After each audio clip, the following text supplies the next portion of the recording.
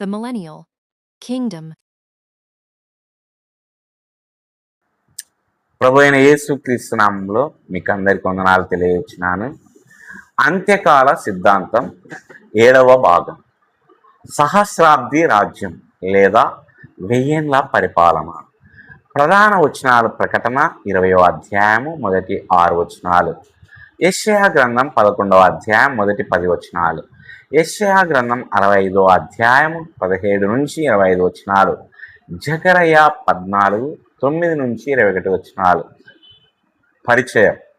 యేసుక్రీస్తు రెండవ రాకడ తర్వాత క్రీస్తు భూమి మీద ఒక వాస్తవ రాజ్యాన్ని స్థాపించి 1000 సంవత్సరాలు పరిపాలిస్తాడని లేఖనం బోధిస్తుంది. ఈ కాలాన్ని సాధారణంగా సహస్రాబ్ది రాజ్యం అని పిలుస్తారు. ఇది 1000 అని అర్థం వచ్చే మిల్లే అనే లాటిన్ పదం నుండి వచ్చింది.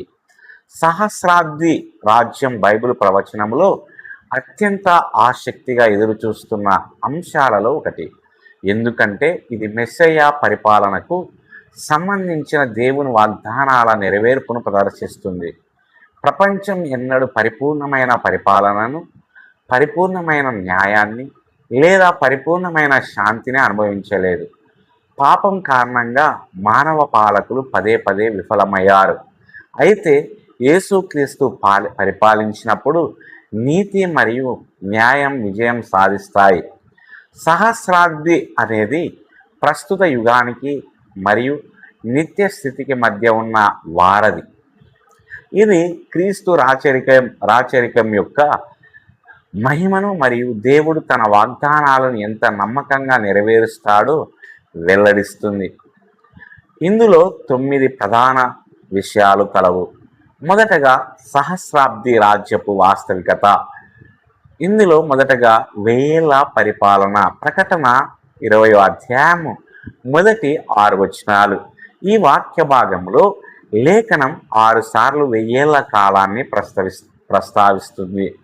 పదే పదే నొక్కి చెప్పడం అనేది ఒక నిర్దిష్టమైన మరియు వాస్తవమైన కాల వ్యవధిని సూచిస్తుంది. యోహాను వివరిస్తున్నాడు, సాతాను బంధించబడడం, క్రీస్తు పరిపాలన, క్రీస్తుతో పాటు విశ్వాసుల పరిపాలన. ఈ రాజ్యం కేవలం ఒక సూచనాత్మకం కాదు, కానీ భవిష్యత్తులో నెరవేరబోయే ఒక వాస్తవికత. రెండవదిగా ప్రవచనం నెరవేరడం. పాత నిబంధన అంతటా ప్రవక్తలు శాంతి, నీతి మరియు దైవిక పరిపాలనతో కూడిన భవిష్యత్ రాజ్యాన్ని ముందుగానే ఊహించారు. యెషయా 9 6 నుంచి 7 వచనాలు. ఆయన పరిపాలనయు సమాధానమును వృద్ధి పొందుట అంతం ఉండదు. దానియేలు 2:44. పరలోక దేవుడు ఒక రాజ్యమును స్థాపించెను. సహస్రాబ్ది ఈ ప్రవచన వాగ్దానాలను నెరవేరుస్తుంది. మూడవదిగా రాజ్యం క్రీస్తుకు చెందుతుంది. సహస్రాబ్ది యొక్క కేంద్ర వ్యక్తి యేసుక్రీస్తు. ఆయన రాజు, న్యాయాధిపతి, పరిపాలకుడు, కాపరి. చరిత్రలో మొట్టమొదటిసారిగా భూమి ఒక పరిపూర్ణమైన రాజు కింద పరిపూర్ణమైన పరిపాలనను అనుభవిస్తుంది. రెండవ ప్రధాన విషయం రాజ్యపు రాజు. మొదటగా యేసుక్రీస్తు వ్యక్తిగతంగా పరిపాలిస్తాడు. జకరయా 14:9. యెహోవా భూమి అంతటి మీద రాజుగా ఉండును. క్రీస్తు పరిపాలన కనపడేదిగా మరియు సార్వత్రికమైనదిగా ఉంటుంది. ఆయన మొదటి రాకడలో తిరస్కరించబడిన రాజు, ఆయన రెండవ రాకడలో ఘనపరచబడతాడు. రెండవ విషయం ఆయన పరిపాలన నీతియుక్తమైనది. యెషయా 11:4 నుంచి 5 వచనాలు. క్రీస్తు పరిపూర్ణ నీతితో తీర్పు తీరుస్తాడు. మానవ ప్రభుత్వాలు తరచుగా వీటితో బాధపడుతుంటాయి. అవినీతి, అన్యాయం, స్వార్థం. క్రీస్తు పరిపాలన పూర్తిగా భిన్నంగా ఉంటుంది. ప్రతి నిర్ణయం పరిపూర్ణంగా న్యాయబద్ధంగా ఉంటుంది. మూడవదిగా ఆయన అధికారం సంపూర్ణమైనది. ఏ తిరుగుబాటు, అవినీతి లేదా వ్యతిరేకత ఆయన రాజ్యాన్ని పడగొట్టలేవు. అన్ని దేశాలు ఆయన అధికారాన్ని గుర్తిస్తాయి. కీర్తన 72:11 రాజులందరూ ఆయన ఎదుట సాగిలపడతారు. నాలుగవదిగా ఆయన స్వభావం పరిపూర్ణ నాయకత్వానికి హామీ ఇస్తుంది. యేసు కలిగినవి అనంతమైన జ్ఞానము, పరిపూర్ణమైన పరిశుద్ధత, సంపూర్ణ న్యాయము, అపరిమితమైన శక్తి, సహస్రాబ్ది పరిపాలన. దేవుని పరిపూర్ణ పరిపాలనలో జీవితం ఎలా ఉంటుందో వెల్లడిస్తుంది. మూడవ ప్రధాన విషయం సహస్రాబ్ది రాజ్య కాలంలోని పరిస్థితులు. మొదటగా శాంతి కాలం. యెషయా 2:4 వారు ఇక మీదట యుద్ధము చేయుట నేర్చుకున్నారు. మానవ పతనం నుండి ప్రపంచం నిరంతర యుద్ధాలను చూసింది. సహస్రాబ్ది పరిపాలన కాలంలో దేశాలు ఇకపై యుద్ధానికి సిద్ధపడవు. సైనిక ఘర్షణ ఆగిపోతుంది. అంతర్జాతీయ శాంతి నెలకొంటుంది. శాంతి అధిపతి అయిన ఆయన భూమిపై పరిపాలిస్తాడు. రెండవదిగా న్యాయకాలం. యెషయా 11:3-4 క్రీస్తు న్యాయంగా నిష్పక్షపాతంగా తీర్పు తీరుస్తాడు. పేదలు న్యాయం పొందుతారు. పీడితులు రక్షణ పొందుతారు. అవినీతి మాయం అవుతుంది. మూడవదిగా సమృద్ధమైన కాలము. ఆమోసు 9:13 వ్యవసాయ ఉత్పాదక గణనీయంగా పెరుగుతుంది. ఉత్పాదకత గణనీయంగా పెరుగుతుంది. సృష్టిపై ఉన్న శాపం బాగా తగ్గిపోతుంది.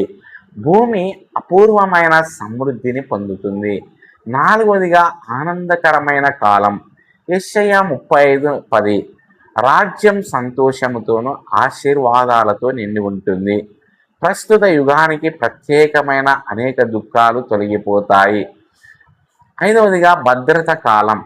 ప్రజలు దండయాత్ర లేదా అణిచివేత భయం లేకుండా జీవిస్తారు. క్రీస్తు శాంతి సమాజమంతటా వ్యాపిస్తుంది. నాలుగవదిగా సహస్రాబ్ది కాలములో సృష్టిలో మార్పులు. మొదటగా జంతు రాజ్యములో సామరస్యం. యెషయా 11:6-8 తోడేలు కూడా గొర్రె పిల్లతో నివసిస్తుంది. వేటాడే ప్రవర్తన బాగా మారిపోతుంది. జంతువులు శాంతియుతంగా కలిసి జీవిస్తాయి. ఇది క్రీస్తు పరిపాలనలో సృష్టి పునరుద్ధరించబడడాన్ని ప్రతిబింబిస్తుంది. రెండవదిగా శాపం బాగా తగ్గిపోతుంది. ప్రకృతిపై పాపం యొక్క ప్రభావాలు గణనీయంగా తగ్గిపోతాయి. సృష్టి పునరుద్ధరణ మరియు ఆశీర్వాదాన్ని పొందుతుంది. మూడవదిగా పెరిగిన దీర్ఘాయువు. యెషయా 65:20 మానవుల ఆయు ఆదాయం గణనీయంగా పెరుగుతుంది. మరణం ఇక ఉంది, కానీ దీర్ఘాయువు బాగా పెరుగుతుంది. నాలుగవదిగా వ్యవసాయ అభివృద్ధి సమృద్ధి. భూమి సమృద్ధిగా ఫలాలను ఇస్తుంది. కరువు మరియు కొరత అరుదైపోతాయి. దేవుని రాజ్య ఆశీర్వాదాలు సృష్టి అంతటా స్పష్టంగా కనిపిస్తాయి. ఐదవ ప్రధాన విషయం సహస్రాబ్ది కాలంలో ఆరాధన. మొదటగా క్రీస్తు విశ్వవ్యాప్తంగా గణపరచబడతాడు. జకర్యా 14:16 జనములు రాజును ఆరాధించుటకు వచ్చేదరు. మానవ చరిత్రలో చాలా కాలం పాటు క్రీస్తుకు నిరాకరించబడిన ఆరాధన చివరకు ఆయనకి ఇవ్వబడింది. రెండవదిగా యెరూషలేము ఆరాధనకు కేంద్రంగా మారుతుంది. ఒకప్పుడు క్రీస్తుని తిరస్కరించిన నగరం ఆయన రాజ్య పరిపాలనకు కేంద్రంగా మారుతుంది. యెషయా 2:3 సియోను నుండి ధర్మశాస్త్రం బయలుదేరును. రాజ్యకాలంలో యెరూషలేము కేంద్ర పాత్రను పోషిస్తుంది. మూడవది జ్ఞానం. దేవుని జ్ఞానం భూమిని ఆవరిస్తుంది. యెషయా 11:9 భూమి యెహోవా జ్ఞానముతో నిండి ఉండును. ఆధ్యాత్మిక అజ్ఞానం గణనీయంగా తగ్గుతుంది. సత్యం సర్వత్రా తెలియబడుతుంది. ప్రజలు దేవుని మార్గాలను మరింత స్పష్టంగా అర్థం చేసుకుంటారు. ఆరవది ఆ రాజ్యంలో పాలు పంచుకునేవారు. మొదటగా క్రీస్తు రాజు. ఆయన సర్వోన్నత పాలకుడిగా పరిపాలిస్తాడు. రెండవదిగా మహిమపరచబడిన పరిశుద్ధులు. ప్రకటన 24-6 పునరుత్థానం పొందిన విశ్వాసులు క్రీస్తుతో కలిసి పరిపాలిస్తారు. దేవుడు బాధ్యతాయుతమైన స్థానాలకు నియమించిన నమ్మకమైన పరిశుద్ధులు కూడా ఇందులో చేరి ఉంటారు. 3. మహాశ్రమల కాలం నుండి మిగిలిన వారు. సహజ శరీరాలతో సహస్రాబ్ది రాజ్యంలోకి ప్రవేశించేవారు భూమిని నింపుతారు. కుటుంబాలు వృద్ధి చెందుతూనే ఉంటాయి. క్రీస్తు యొక్క నీతియుతమైన పాలనలో సమాజం అభివృద్ధి చెందుతుంది. 4. జనములు, దేశాలు క్రీస్తు అధికారానికి లోబడి ఉంటూనే తమ ఉనికిని మరియు కార్యకలాపాలను కొనసాగిస్తాయి. అయితే అవన్నీ ఆయన పాలనకు లోబడి ఉంటాయి. 7వ ప్రధాన విషయం సాతాను బంధనం. మొదటగా సాతాను బంధించబడతాడు. ప్రకటన 20 మొదటి 3 వచనాలు. ఒక దూత సాతానును బంధించి నిర్బంధిస్తాడు. దేశాలను మోసం చేసే అతని సామర్థ్యం తొలగించబడుతుంది. రెండవదిగా సాతాను బంధనం యొక్క ప్రాముఖ్యత. శతాబ్దాలుగా సాతాను మానవాళిని మోసం చేశాడు, దేవుని పనిని వ్యతిరేకించాడు, తిరుగుబాటును ప్రేరేపించాడు. సహస్రాబ్ది రాజ్యకాలంలో ఈ కార్యకలాపాలన్నీ నిలిచిపోతాయి. సాతాను ప్రభావం లేని జీవితాన్ని ప్రపంచం అనుభవిస్తుంది. మూడవదిగా క్రీస్తు పాలన యొక్క మంచితనం స్పష్టమవుతుంది. పరిపూర్ణ నాయకత్వం కింద సమాజం ఎలా ఉంటుందో మానవాళి ప్రత్యక్షంగా చూస్తుంది. ప్రపంచ సమస్యలకు క్రీస్తు మాత్రమే పరిష్కారమని సహస్రాబ్ది రాజ్యం నిరూపిస్తుంది. 8వ ప్రధాన విషయం సహస్రాబ్ది రాజ్యం యొక్క ఉద్దేశం. మొదటగా దేవుని వాగ్దానాలను నెరవేర్చడం. మెస్సయ్య పాలనకు సంబంధించి దేవుడు అనేక వాగ్దానాలు చేశాడు. సహస్రాబ్ది రాజ్యం ఈ వాగ్దానాలను నెరవేరుస్తుంది. రెండవదిగా క్రీస్తు మహిమను ప్రదర్శించడం. రాజుగా యేసుక్రీస్తు గొప్పతనాన్ని ప్రపంచం చూస్తుంది. ఆయన జ్ఞానం, న్యాయం మరియు శక్తి పూర్తిగా వెల్లడవుతాయి. మూడవదిగా పరిపూర్ణమైన ప్రభుత్వాన్ని ప్రదర్శించడం. మానవ ప్రభుత్వాల వైఫల్యాలు క్రీస్తు యొక్క విజయవంతమైన పాలనకు పూర్తి విరుద్ధంగా నిలుస్తాయి. 4వదిగా నిత్య స్థితికి సిద్ధపడడం. నూతన ఆకాశం మరియు నూతన భూమి సృష్టికి ముందు మానవ చరిత్రలో చివరి దశగా సహస్రాబ్ది రాజ్యం పనిచేస్తుంది.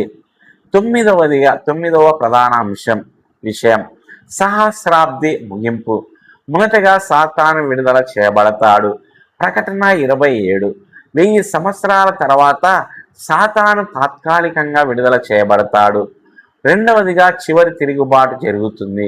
క్రీస్తు యొక్క పరిపూర్ణ పరిపాలన క్రింద జీవిస్తున్నప్పటికీ చాలామంది తిరుగుబాటుని ఎంచుకుంటారు. మానవ జాతి యొక్క ప్రాథమిక సమస్య పాపభరితమైన హృదయమేనని ఇది వెల్లడిస్తుంది. దేవుని కృప లేకుండా పరిపూర్ణమైన పరిస్థితులు కూడా మానవ స్వభావాన్ని మార్చలేవు. మూడవదిగా దేవుడు తిరుగుబాటును ఓడిస్తాడు. దేవుని విజయం సంపూర్ణమైనది మరియు అంతిమమైనది. 4వదిగా సాతాను అంతిమ తీర్పును పొందుతాడు. ప్రకటన 20:10 సాతాను యొక్క మోసపూరిత జీవితం శాశ్వతంగా ముగిసిపోతుంది. ముగింపు. సహస్రాబ్ది రాజ్యం అనేది భూమిపై యేసుక్రీస్తు యొక్క భవిష్యత్ 1000 ఏళ్ల పరిపాలన. లేఖనం బోధించేదేమిటంటే మొదటగా క్రీస్తు వ్యక్తిగతంగా మరియు కనబడే విధంగా పరిపాలిస్తాడు. రెండవది సాతాను బంధించబడతాడు. మూడవది భూమి శాంతి మరియు నీతితో నిండి ఉంటుంది. 4వది సృష్టి అద్భుతమైన పునరుద్ధరణను పొందుతుంది. 5వది దేశాలు రాజును ఆరాధిస్తాయి. 6వది దేవుని వాగ్దానాలు నెరవేర్చబడతాయి. 7వది క్రీస్తు మహిమ ప్రపంచానికి ప్రదర్శించబడుతుంది. 8 సహస్రాబ్ది నిత్యస్థితికి మార్గాన్ని సిద్ధం చేస్తుంది. యేసుక్రీస్తు ప్రపంచానికి రక్షకుడు మాత్రమే కాక దానికి న్యాయమైన రాజు కూడా అని రాజ్యం నిరూపిస్తుంది. ముగింపు సవాలు. భవిష్యత్తులో భూమిని పరిపాలించబోయే రాజు ఈరోజు మన హృదయాలను పరిపాలించాలని కోరుకుంటున్నాడు. విశ్వాసులు ఆయన భవిష్యత్తు రాజ్యాన్ని ఎదురుచూస్తూ ఇప్పుడు క్రీస్తుకు లోబడి జీవించాలి. ప్రపంచపు నిరీక్షణ రాజకీయాలు, ఆర్థిక శాస్త్రం, విద్య లేదా మానవ విజయాలలో లేదు. ప్రపంచపు నిరీక్షణ యేసుక్రీస్తులో ఉంది. ఒకరోజు ప్రతి మోకాలు వంగుతుంది, ప్రతి నాలుక ఒప్పుకుంటుంది, మరియు రాజులకు రాజు మండలం అంతటిపై నీతితో పరిపాలిస్తాడు. దేవుడు ఈ మాటలు దీవించునుగాక. ఆమేన్.